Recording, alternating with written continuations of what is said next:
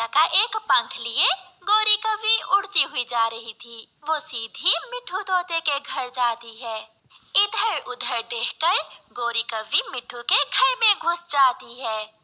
गोरी कौवी मिट्ठू के घर जाकर उसका बारसों के लिए जमा किया हुआ सारा ही भोजन खा लेती है और चिड़िया का पंख वहां फेंक देती है।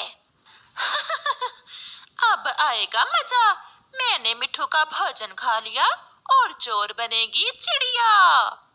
हंसते हुए गोरी कौवी वहां से भाग जाती है।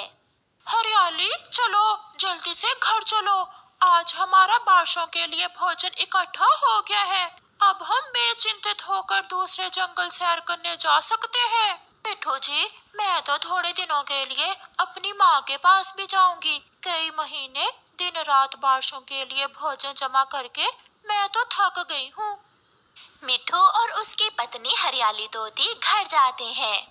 लुट गए, हम लुट गए हरियाली, हम बर्बाद हो गए, हमारा भोजन कहाँ गया पति जी? जालिम जालिम चोर तो हमारा सारा ही भोजन चुरा ले गया। वो दोनों पति पत्नी रोने लग जाते हैं। रोने की आवाज सुनकर मिट्ठू का पड़ोसी कबूतर वहां आ जाता है। क्या हुआ मिट्ठू, तुम क्यों रो रहे हो?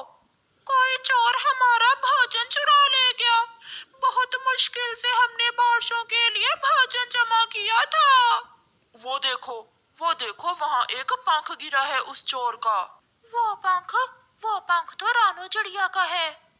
मगर रानू चिड़िया ऐसा नहीं कर सकती। कबूतर, जब भूख हो तो कोई कुछ भी कर सकता है। हमें जाना होगा, हमें रानू चिड़िया से पूछने जाना होगा। फिर हरियाली और उसका पति मिट्ठू रानू चिड़िया के घर जाते हैं। रास्ते में उन्हें गोरी कौवी मिलती है। मिट्ठू, सुबह जब तुम भोजन लेने गए हुए थे तो रानू चिड़िया तुम्हारे घर क्या करने गई थी? क्या रानू चिड़िया गई थी हमारे घर? हाँ हरियाली, मैंने उसे खुद देखा था। ऐसे भागी जा रही थी जैसे कोई चोर हो। इसका मतलब रानू चिड़िया ने ही हमारा भोजन चुराया है। हाय, मैं मर गई, अब रानू भी चोरियां करने लगी। मिट्ठू, अपनी तेज चोंच से मार मार कर पंख तोड़ दो उसके। मैं छोड़ूंगा नहीं उसे। गुस्से में मिट्ठू और उसकी पत्नी चिड़िया के घर चले जाते हैं। चिड़िया अपने घर के बाहर ही बैठी हुई थी। कुछ पूछे बिना जाकर मिट्ठू अपनी तेज चोंच से चिड़िया पर हमला कर देता है। इधर मार उधर मार। मिट्ठू, छोड़ो छोड़ो मुझे, क्या तुम पागल हो गए हो? मैंने क्या किया है? तुमने भोजन चुराया है हमारा। मिट्ठू चिड़िया को छोड़ देता है।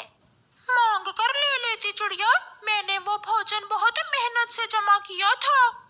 मैंने नहीं चुराया तुम्हारा भोजन, मेरे घर में भोजन है। मैंने तो खुद बारसों के लिए ढेर सारा भोजन जमा किया हुआ है।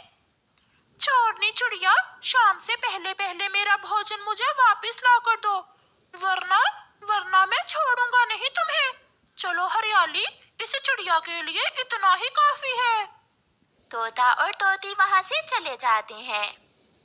चिड़िया रोती हुई कबूतर के पास जाती है। बहुत मारा, उस मिट्ठू ने मुझे बहुत मारा है। अब मैं भी कभी मिट्ठू को नहीं भुलाऊंगी। चिड़िया, वो बहुत गुस्से में था, मैंने उसे मना किया था। किसी ने मिट्ठू का भोजन चोरी करके तुम्हारा पंख वहां फेंक दिया है। जो भी है कबूतर भैया, आपको अच्छे से मालूम है मैं चोरी नहीं करती। मिट्ठू को पहले हकीकत को जान लेना चाहिए था। फिर चिड़िया रोती हुई घर जाती है और अपने घर से जमा किए हुए भोजन से कुछ भोजन एक बोरी में डालकर मिट्ठू के घर जाती है। लो, ये भोजन ले लो। अगर तुम मुझे इतना ही चोर मानते हो तो मैंने तुम्हारा भोजन वापस कर दिया, मगर अब कभी भी मुझसे बात न करना। चिड़िया, एक चोरी और दूसरा हमें इमोशनल ब्लैकमेल कर रही हो। नहीं करेंगे, हम तुमसे कभी बात नहीं करेंगे। फिर कुछ दिन गुजर जाते हैं। कालू, अब मिट्ठू की बात तो हुई पुरानी, आज देखो मैं क्या करती हूँ। आज मैं मिट्ठू को कबूतर से पिटवाऊंगी। बहुत मजा आएगा, मुझे मिट्ठू को पीटते हुए देखकर बहुत मजा आएगा। गौरी एक हरे रंग का पंख लेकर कबूतर के घोंसले में जाती है। कबूतर के घोंसले में सरसों के बीज रखे हुए थे। गौरी वो बीज उठा लेती है और वहां मिट्ठू का पंख फेंक देती है। थोड़ी दूर हरे पत्तों में छुपा हुआ मिट्ठू ये सब देख लेता है। इसका मतलब पहले चिड़िया मुझसे पिटी और अब मैं पिटूंगा कबूतर से। असल चोर तो गौरी कौवी है। चोर चोर चोर, कोई सुने, कबूतर है, कबूतर कहाँ हो? मिट्ठू शोर मचाता है। शोर सुनकर सब वहां आ जाते हैं। क्या हुआ? मैं तो देखने आई थी कि कबूतर ने कोई अंडा भी दिया है या ऐसे ही कबूतर का घोंसला खाली है। तुम चोरनी भी हो और झूठी भी। रखो मेरे सरसों के बीज, यहाँ रखो। फिर मिट्ठू और कबूतर गौरी कौवी की खूब पिटाई करते हैं। बहुत मुश्किल से जान छुड़वाकर गौरी वहां से भागती है। यार कबूतर, मैं बहुत शर्मिंदा हूँ। मैंने जो चिड़िया से कहा, मैं उस पर बहुत शर्मिंदा हूँ।